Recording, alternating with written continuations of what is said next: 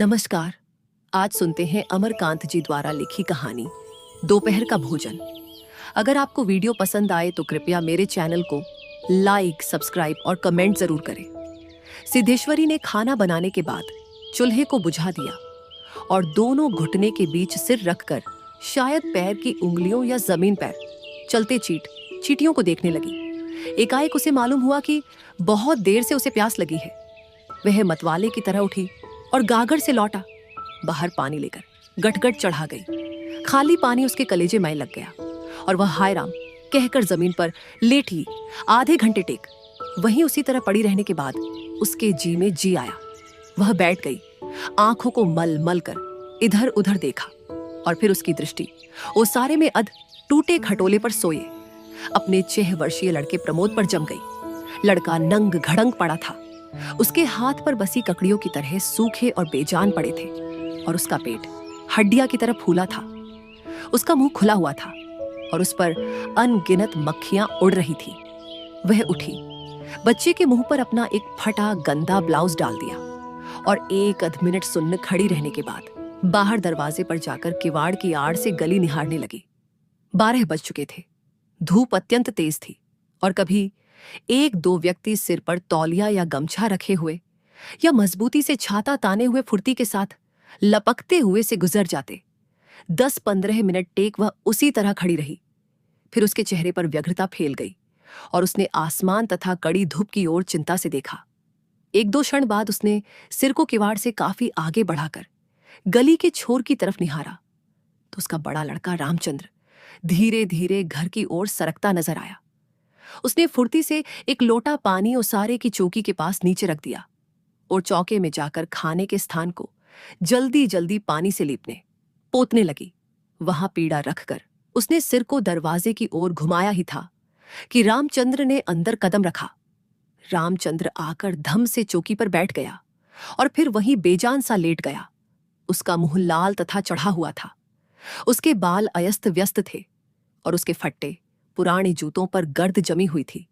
सिद्धेश्वरी की पहले हिम्मत नहीं हुई कि उसके पास जाए और वहीं से वह भयभीत हिरनी की भांति सिर उचका घुमाकर बेटे को व्यग्रता से निहारती रही। किंतु लगभग 10 मिनट बीतने के पश्चात भी जब रामचंद्र नहीं उठा तो वो घबरा गई।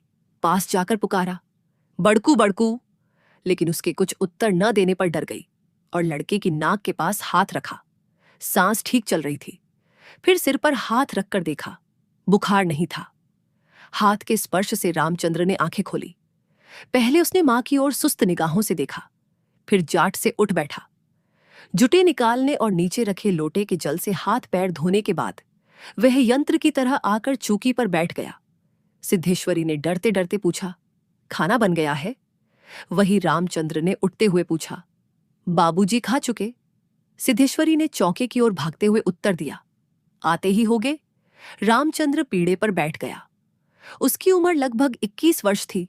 लंबा दुबला पतला गोरा रंग, बड़ी बड़ी आंखें तथा होठों पर झुर्रियां। वह एक स्थानीय दैनिक समाचार पत्र के दफ्तर में अपनी तबीयत से प्रूफ रीडरी का कम सीखता था। पिछले साल ही उसने इंटर पास किया था। सिद्धेश्वरी ने खाने की थाली लाकर सामने रख दी और पास ही बैठकर पंखा करने लगी। रामचंद्र ने खाने की ओर दार्शनिक की भांति देखा। कुल 2 रोटियां, बाहर कटोरा पनियाई डाल और चने की तली तरकारी। रामचंद्र ने रोटी के पहले टुकड़े को निगलते हुए पूछा, मोहन कहाँ है? बड़ी कड़ी धूप हो रही है। मोहन सिद्धेश्वरी का मझला लड़का था। उम्र 18 वर्ष थी और वह इस साल हाई स्कूल का प्राइवेट इम्तिहान देने की तैयारी कर रहा था। वह न जाने कब से घर से गायब था और सिद्धेश्वरी को खुद पता नहीं था कि वह कहाँ गया है। किंतु सच बोलने की उसकी तबीयत नहीं हुई और झूठ मूठ कहा, किसी लड़के के यहां पढ़ने गया है, आता ही होगा। दिमाग उसका बड़ा तेज है और उसकी तबीयत 2400 घंटे पढ़ने में ही लगती है। हमेशा उसी की बात करता है। रामचंद्र ने कुछ नहीं कहा। एक टुकड़ा मुंह में रखकर भर गिलास पानी पी गया, फिर खाने में लग गया। वह काफी छोटे छोटे टुकड़े तोड़कर उन्हें धीरे धीरे चबा रहा है। सिद्धेश्वरी भय तथा आतंक से अपने बेटे को एक तक निहार रही थी। कुछ क्षण बीतने के बाद डरते डरते उसने पूछा, वहां कुछ हुआ क्या? रामचंद्र ने अपनी बड़ी बड़ी भावहीन आंखों से अपनी मां को देखा, फिर नीचा सिर करके कुछ रुखाई से बोला, समय आने पर सब ठीक हो जाएगा। सिद्धेश्वरी चुप रही। धूप और तेज होती जा रही थी। छोटे आंगन के ऊपर आसमान में बदल के एक दो टुकड़े पल की नाव की तरह तैर रहे थे। बाहर की गली से गुजरते हुए एक खड़खड़िया एके की आवाज आ रही थी। खटोले पर सोए बालक की सांस का खरखर शब्द सुनाई दे रहा था। रामचंद्र ने अचानक चुप्पी को भंग करते हुए पूछा, प्रमोद खा चुका? सिद्धेश्वरी ने प्रमोद की ओर देखते हुए उदास स्वर में उत्तर दिया, हां, खा चुका। रोया तो नहीं था। सिद्धेश्वरी फिर झूठ बोल गई, आज तो सचमुच नहीं रोया। वह बड़ा ही होशियार हो गया है। कहता था बड़का भैया के यहां जाऊंगा, ऐसा लड़का। पर वह आगे न बोल सकी, जैसे उसके गले में कुछ अटक गया हो। कल प्रमोद ने रेवड़ी की जिद पकड़ी थी और उसके लिए 1.5 घंटे तक रोने के बाद सोया था। रामचंद्र ने कुछ आश्चर्य के साथ अपनी मां की ओर देखा और फिर सिर नीचा करके कुछ तेजी से खाने लगा। थाली में जब रोटी का केवल एक टुकड़ा शेष रह गया तो सिद्धेश्वरी ने उठने का उपक्रम करते हुए प्रश्न किया, एक रोटी और लाती हूं? रामचंद्र हाथ से मना करते हुए हड़बड़ा कर बोल पड़ा, नहीं नहीं, जरा भी नहीं। मेरा पेट पहले ही भर चुका है। मैं तो यह भी छोड़ने वाला था। बस अब नहीं। सिद्धेश्वरी ने जिद की। अच्छा, आधी ही सही। रामचंद्र बिगड़ उठा। आधी खिलाकर बीमार डालने की तबीयत है क्या? तुम लोग जरा भी नहीं सोचती हो। बस अपनी जिद। भूख रहती तो क्या ना लेता। सिद्धेश्वरी जहां की तहां बैठी ही रह गई। रामचंद्र ने थाली में बचे टुकड़े से हाथ खींच लिया और लोटे की ओर देखते कहा, पानी लाओ। सिद्धेश्वरी लौटा लेकर पानी लेने चली गई। रामचंद्र ने कटोरे को उंगलियों से बजाया, फिर हाथ को थाली में रख दिया। 1-2 क्षण बाद रोटी के टुकड़े को धीरे से हाथ से उठाकर आंख से निहारा और अंत में इधर उधर देखने के बाद टुकड़े को मुंह में इस सरलता से रख लिया जैसे वो भोजन का ग्रास न होकर पान का बीड़ा हो। मझला बेटा मोहन आते ही हाथ पर धोकर पीढ़े पर बैठ गया। वह कुछ सांवला था और उसकी आंखें छोटी थी। उसके चेहरे पर चेचक के दाग थे। वह अपने भाई की तरह दुबला पतला था, किंतु उतना लंबा न था। वह उम्र की अपेक्षा कहीं अधिक गंभीर और उदास दिखाई पड़ रहा था। सिद्धेश्वरी ने उसके सामने थाली रखते हुए प्रश्न किया, कहाँ रह गए थे बेटा? भैया पूछ रहा था। मोहन ने रोटी के एक बड़े ग्रास को निगलने की कोशिश करते हुए अस्वाभाविक मोटे स्वर में जवाब दिया, कहीं तो नहीं गया था, यहीं पर था। सिद्धेश्वरी वहीं बैठी पंखा डुलाती हुई इस तरह बोली जैसे स्वप्न में बड़बड़ा रही हो, बड़का तुम्हारी बहुत तारीफ कर रहा था। कह रहा था मोहन बड़ा दिमागी होगा, उसकी तबीयत 24 घंटे पढ़ने में लगी रहती है। ये कहकर उसने अपने मझले लड़के की ओर इस तरह से देखा जैसे उसने कोई चोरी की हो। मोहन अपनी मां को देखकर फीकी हंसी हंस पड़ा और फिर से खाने में जुट गया। वह परोसी गई। 2 रोटियों में से एक रोटी कटोरे की 3/4 डाल था। अधिकांश तरकारी साफ कर चुका था। सिद्धेश्वरी की समझ में नहीं आया कि वह क्या करे। इन दोनों लड़कों से उसे बहुत डर लगता था। अचानक उसकी आंखें भर आईं। वह दूसरी ओर देखने लगी। थोड़ी देर बाद उसने मोहन की ओर मुंह फेरा तो वह खाना लगभग खत्म कर चुका था। सिद्धेश्वरी ने चौंकते हुए पूछा, एक रोटी देती हूं? मोहन ने रसोई की ओर रहस्यमयी नजरों से देखा, फिर सुस्त स्वर में बोला, नहीं। सिद्धेश्वरी गिड़गिड़ाते हुए बोली, नहीं बेटा, मेरी कसम थोड़ी ही ले लो। तुम्हारे भैया ने एक रोटी ली थी। मोहन ने अपनी मां को गौर से देखा, फिर धीरे धीरे इस तरह उत्तर दिया जैसे कोई शिक्षक अपने शिष्य को समझाता है, नहीं रे, अव्वल तो अब भूख नहीं, फिर रोटियां तूने ऐसी बनी हैं कि खाई नहीं जाती, न मालूम कैसी लग रही है। खैर, अगर तू चाहती ही है तो कटोरे में थोड़ी दाल दे दे, दाल बड़ी अच्छी बनी है। सिद्धेश्वरी से कुछ कहते नहीं बना और उसने कटोरे को दाल से भर दिया। मोहन कटोरे को मुंह से लगाकर सुड़ सुड़ पी रहा था कि मुंशी चंद्रिका प्रसाद जूतों को खस खस घसीटते हुए आए और राम का नाम लेकर चौकी पर बैठ गए। सिद्धेश्वरी ने माथे पर साड़ी को कुछ नीचे खिसक लिया और मोहन दाल को एक सांस में पीकर तथा पानी के लोटे को हाथ में लेकर तेजी से बाहर गया। 2 रोटियां, कटोरा भर दाल, चने की तरकारी। मुंशी चंद्रिका प्रसाद पीढ़े पर पालथी मारकर बैठे रोटी के एक एक टुकड़े को इस तरह चबा रहे थे जैसे बूढ़ी गाय जुगाली करती है। उनकी उम्र 45 वर्ष के लगभग थी, किंतु 50-55 वर्ष के लगते थे। शरीर का चमड़ा झूलने लगा था। गंजी खोपड़ी आईने की भांति चमक रही थी। गंदी धोती के ऊपर अपेक्षाकृत कुछ साफ बनियान तार तार लटक रही थी। मुंशी जी ने कटोरे को हाथ में लेकर दाल को थोड़ा सुड़कते हुए पूछा, बड़का दिखाई नहीं दे रहा है? सिद्धेश्वरी की समझ में नहीं आ रहा था कि उसके दिल क्या हो गया है, जैसे कुछ काट रहा है। पंखे को जारा जोर से घुमाते हुए बोली, अभी अभी खाकर काम पर गया है। कह रहा था कुछ दिन में नौकरी लग जाएगी। हमेशा बाबूजी बाबूजी किए रहता है। बोला, बाबूजी देवता के समान है। मुंशी जी के चेहरे पर कुछ चमक आई। शर्माते हुए पूछा, क्या कहता था कि बाबूजी देवता के समान है? बड़ा पागल है।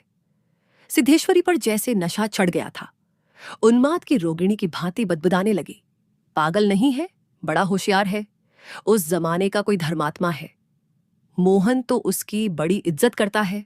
आज कह रहा था भैया की शहर में बड़ी इज्जत है, पढ़ने लिखने वालों में बड़ा आदर होता है, और बड़का तो छोटे भाइयों पर जान देता है। दुनिया वह सब कुछ सह सकता है, पर ये नहीं देख सकता कि उसके प्रमोद को कुछ हो जाए। मुंशी जी दाल लगे हाथ को चाट रहे थे। उन्होंने सामने ताक की ओर देखते हुए हंसकर कहा, बड़का का दिमाग तो खैर काफी तेज है। वैसे लड़कपन में नटखट भी था, हमेशा खेल कूद में लगा रहता था। लेकिन ये भी बात है कि जो सबक मैं उसे याद करने को देता था उसे बरकरार रखता है। असल बात तो ये है कि तीनों लड़के काफी होशियार हैं। प्रमोद को कम समझती हो? ये कहकर वो अचानक हंस पड़े। मुंशी जी 1.5 रोटी खा चुकने के बाद एक ग्लास से युद्ध कर रहे थे। कठिनाई होने पर एक ग्लास पानी चढ़ा गए, फिर कर कर खांस कर खाने लगे। फिर चुप्पी छा गई। दूर से किसी आटे की चक्की की पुक-पुक आवाज सुनाई दे रही थी, और पास की नीम के पेड़ पर बैठा कोई पंडुक लगातार बोल रहा था। सिद्धेश्वरी की समझ में नहीं आ रहा था कि क्या कहे। वह चाहती थी कि सभी चीजें ठीक से जान ले और दुनिया की हर चीज पर पहले की तरह धड़ल्ले से बात करे, पर उसकी हिम्मत नहीं होती थी। उसके दिल में जाने कैसा भय समाया हुआ था। अब मुंशी जी इस तरह चुपचाप दुबके हुए खा रहे थे जैसे पिछले 2 दिनों से मौन व्रत धारण कर रखा हो, और उसको कहीं जाकर आज शाम को तोड़ने वाले हो। सिद्धेश्वरी से जैसे रहा नहीं गया। बोली, मालूम होता है कि अब बारिश नहीं होगी। मुंशी जी ने एक क्षण इधर उधर देखा, फिर निर्विकार स्वर में राय दी, मक्खियां बहुत हो गई हैं।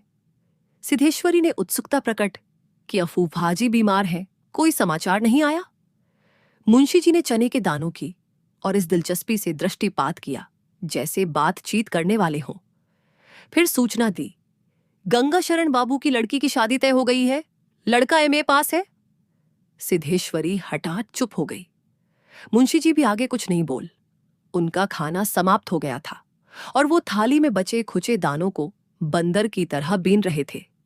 सिद्धेश्वरी ने पूछा, बड़का की कसम, 1 रोटी देती हूं, अभी बहुत सी है। मुंशी जी ने पत्नी की ओर अपराधी के सामान तथा रसोई की ओर कनखी से देखा।